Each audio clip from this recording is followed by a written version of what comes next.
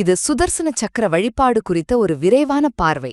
பொதுவா வாழ்க்கையில கஷ்டம்னா கிரக தோஷம்னு சொல்லி சிவன் கோயிலுக்கு போவோம் இல்லையா? ஆனா அதே மாதிரி பெருமாள் கோயில்ல இருக்கிற சுதர்சன சக்கரத்தை வழிபடுறதும் தடைகளை நீக்கி நல்லது செய்யறதுல ரொம்ப பவர்ஃபுல்னு சொல்றாங்க. இது விஷ்ணுவோட சக்கரமாச்சே.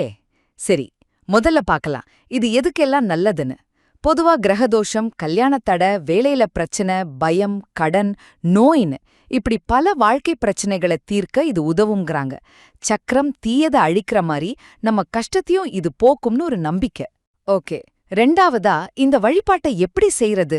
ரொம்ப சிம்பிள். வியாழன் இல்ல சனிக்கிழமையில பெருமாள் கோயிலுக்கு போய் சுதர்சன சக்கரத்துக்கு பூ, 2 நெய் தீபம் காட்டி மனசார ஓம் நமோ பகவதே மகா சுதர்சனாய நம மந்திரத்தை சொல்லணும். முடிஞ்சா அங்கே உட்கார்ந்து 108 தடவை சொல்லலாம். முக்கியம் என்னன்னா உங்க பக்தி தான்.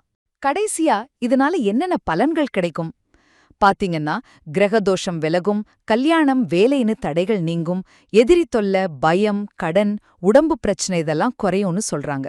முக்கியமா குழந்தைகளுக்கு படிப்புல வர்ற தடைகள் நீங்கி நல்லா படிப்பாங்களாம்.